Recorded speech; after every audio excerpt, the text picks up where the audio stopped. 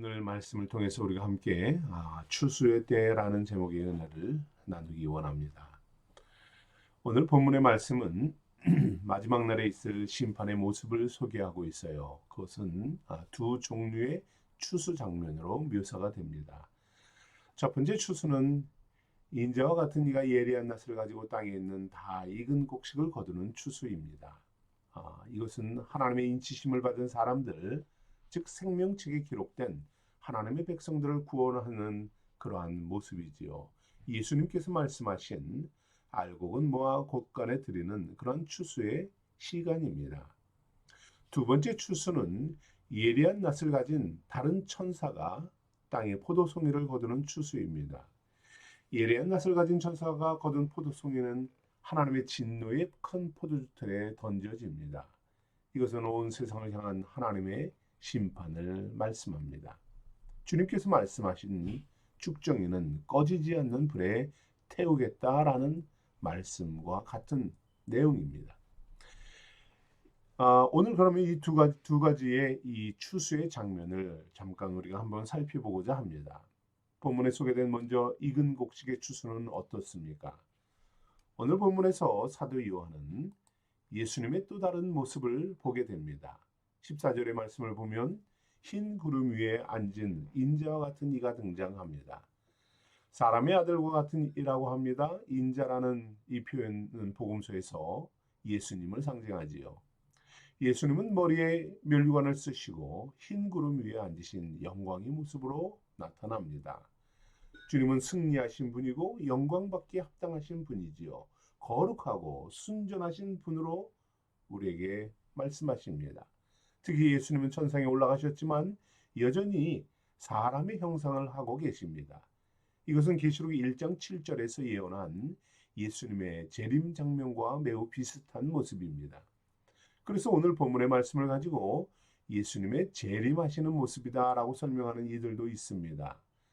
그러나 예수님의 재림은 계시록 19장에서 실현되는 것으로 이해가 됩니다. 물론 14장과 19장은 시기적으로 크게 다르지 않습니다. 그러나 19장에 보다 더 구체적으로 재림의 모습들을 우리에게 말씀해주고 있어요. 19장 11절을 보면 또 내가 하늘이 열린 것을 보니 보라 백마와 그것을 탄 자가 있으니 그 이름은 충신과 진실이라. 그가 공의로 심판하며 싸우더라 말씀합니다. 구름 위에 앉으신 영광의 주님께서 손에 예리한 낫을 들고 계십니다. 추수의 책임자로서 구원하시고 다스리시고 심판하시는 모습이죠. 만왕의 왕이며 만주의 주로서 직접 통치하시고 결정하시고 다스리시는 주님입니다.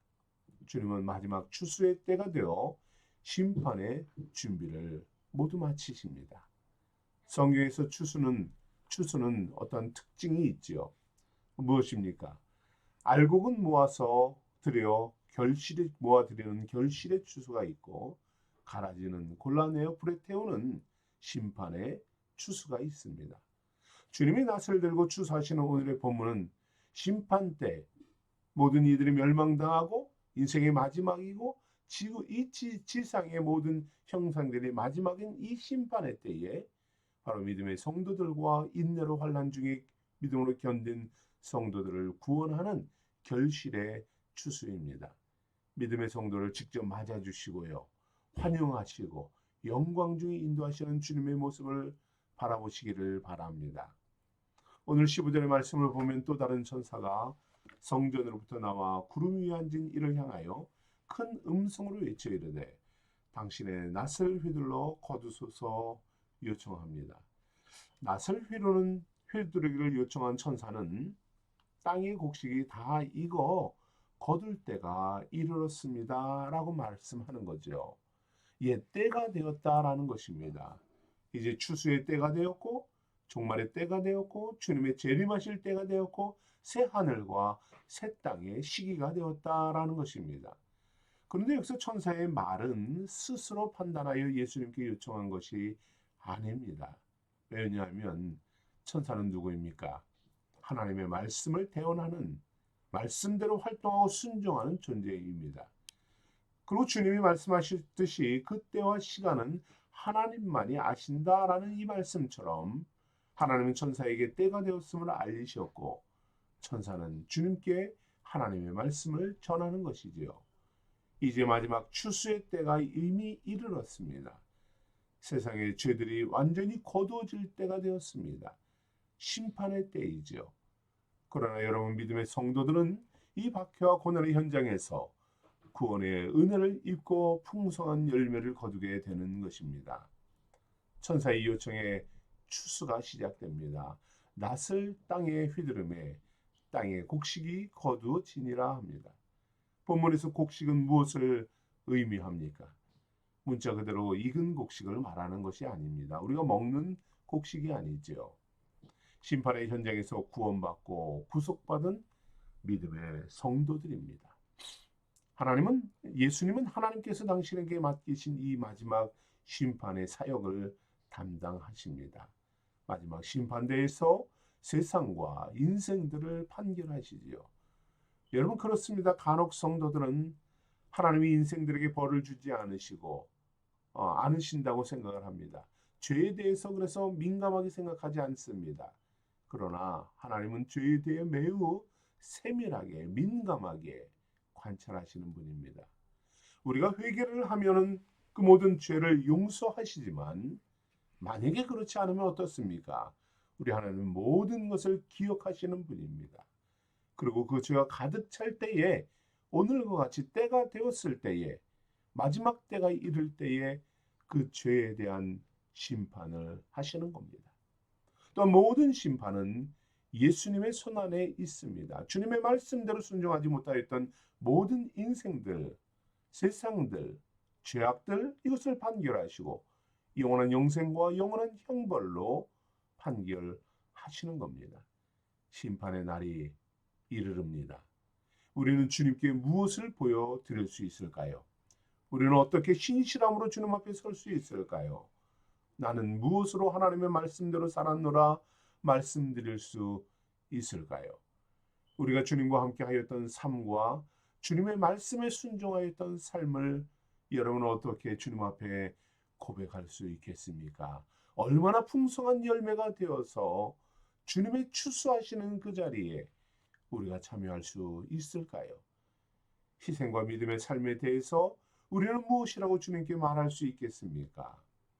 심판의 낫을 들고 계신 주님 앞에서 칭찬받기를 사모하는 저와 여러분 되기를 소망합니다. 영생의 소망을 누리는 그런 성도가 되기를 원합니다. 주님의 심판 앞에 서기를 원합니다. 정말 풍성한 곡식이 되어서 금면류관으로 우리를 심판하시는 금면류관을 쓰고 우리를 심판하시는 주님 앞에 감사와 찬양으로 그 앞에 서는 우리 모두가 되기를 간절히 소망합니다. 두 번째 추수의 장면이 나와요. 그것은 들포도의 추수다라고 말씀합니다. 두 번째 장면에서 포도를 수확하여 가공하는 것을 묘사하고 있어요.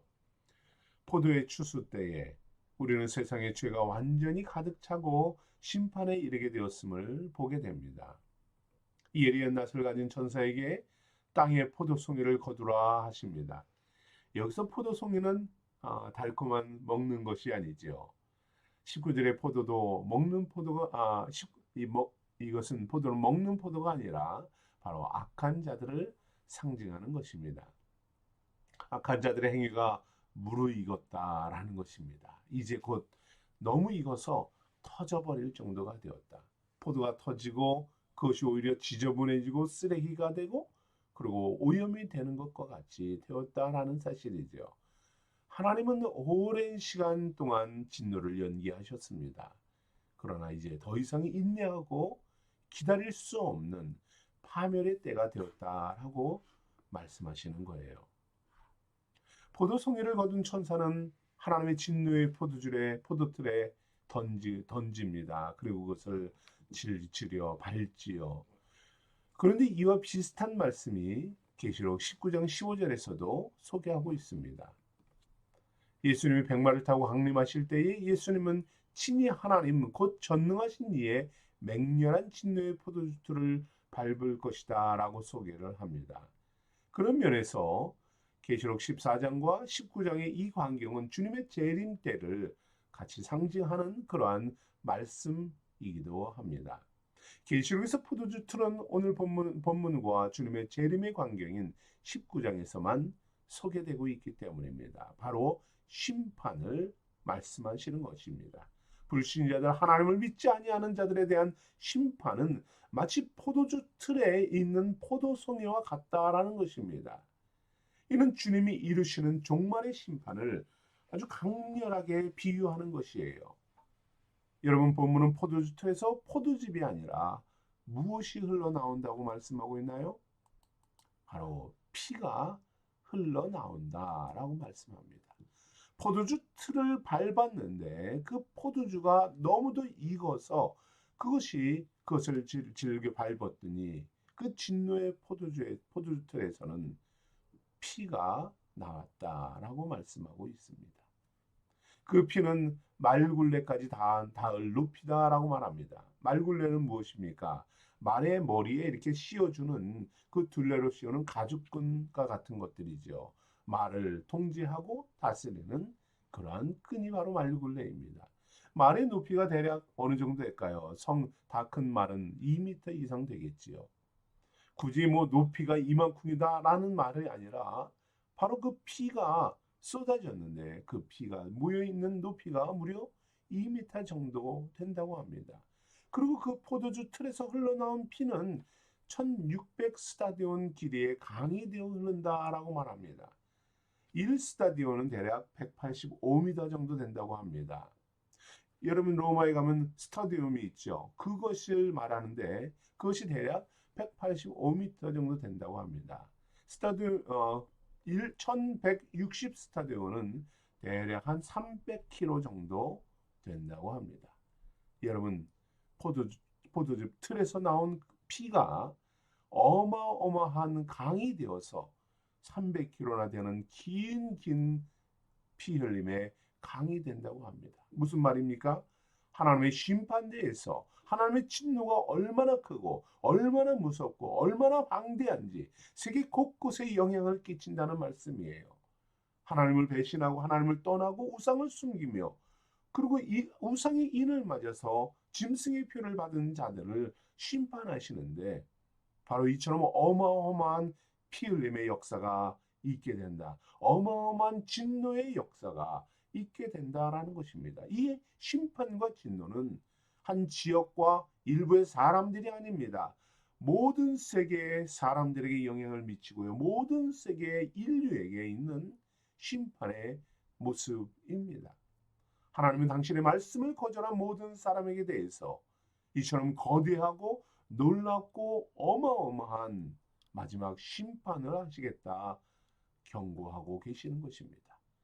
하나님을 대적하는 자들의 피로 전 세계가 지상이 물들어 버립니다. 수많은 사람들이 마지막 심판에서 죽을 것입니다. 전 세계에 대한 완벽한 심판입니다. 흔적도 없이 사라지게 만드는 심판입니다. 집틀에 넣고 짠다는 것은 무엇을 의미합니까? 여러분, 혹시 이렇게 짜본 뭔가 물건을 짜실 때 어떻습니까? 물기가 하나도 남지 않고 본래의 그 모습은 온데간데 사라지고 그리고 물기도 없고 완전히 그것이 문대져서 이그러져서 그것이 존재의 가치도 없이 되어버리는 것이 짠다라는 것이죠. 즙틀은 어떻습니까? 단 한 방울의 포도즙까지 나오도록 짜내는 것입니다. 본래 아름다웠고 본래 풍성하였고 본래 탐스러웠을지라도 세상에서 많은 것을 누리고 풍요로움을 누렸을지라도 자신의 탐욕과 정욕으로 자신의 인생을 마음껏 즐기며 살았을지라도 그가 어떠한 존재이든지 간에 주님의 이 포도즙 틀에 넣어진 그때로부터는 그 인생은 남은 것 하나 없어진다라는 것입니다. 껍데기조차도 온전히 남지 못하는 정말로 쓰레기처럼 취급받을 수밖에 없는 그러한 인생이 된다라는 것입니다. 온갖 불의를 행하고 하나님을 조롱하고 탐욕과 정욕에 물들어가는 이 인생들을 쥐어짜고 짜서 흔적도 없이 하나님은 멸망을 시켜버리시겠다 말씀하고 있는 것입니다. 불의한 자들이 쌓아놓고 자랑스럽게 생각하였던 그 모든 것들은 남김없이 밟고 부숴서 짜서 사라지게 하시는 하나님의 심판의 모습입니다.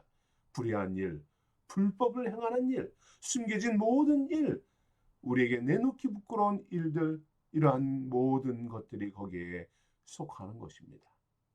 혹 우리가 우리 안에 이러한 모습은 없는지요? 혹 우리 안에 하나님의 심판의 포도즙 틀에서 짜여져 버릴 만한 것은 없는지요? 지금 여러 가지로 겹겹이 쌓여 있고 포장하였을지라도 그날 마지막 날에 하나님의 심판대 앞에서는 모든 것이 내놓아지고 물러지고 파괴되어지고 그것으로 오히려 우리는 부끄러움을 당할 수밖에 없다는 사실입니다. 우리는 주님 앞에 내려놓고 회개하고 하나님의 포도즙 틀이 아니라 예수님의 추수의 자리에 참여하는 성도가 되어야 할 것입니다. 사랑하는 성도 여러분, 나에게 불의한 일이 있다면 이제는 내려놓읍시다. 다른 사람에게 해당되는 것이 아니라 나에게 있는 어리석음과 무지함을 내려놓는 것입니다. 우리는 그리스도 안에서 회개하고 모든 죄악을 용서받을 수 있다는 사실입니다. 아직까지 우리에게는 풍성한 기회와 은혜의 시간이 남아 있습니다. 죄책감에 사로잡힐 필요도 없고요. 우리가 하나님 앞에 내려놓는다면 우리는 이 심판의 틀이 아니라 우리 영광의 자리에 참여한다는 이 마지막 날의 심판대 앞에서 감사 찬양하는 성도가 되기를 원합니다. 그러나 거듭해서 불의를 행한다면 어떻게 될까요? 심판의 틀에서 하나님이 거두시는 이 재앙의 자리에 참여하며 부끄러움을 면치 못한다는 사실을 명심하시기 바랍니다. 심판은 하나님의 권세에 의해서 시작되었습니다. 그리고 심판을 명하신 하나님의 결정에는 어떠한 실수도 없다는 사실입니다. 풍성한 열매가 되어 추수의 날에 수확되고 영광 가운데 거하는 성도가 되기를 소망합니다. 죄를 미워하시고 심판하실 수밖에 없는 하나님 앞에서 더욱 정결하고 신실함으로 나아가는 우리 생수의 성도들이 되기를 소망합니다. 우리 함께 기도하겠습니다.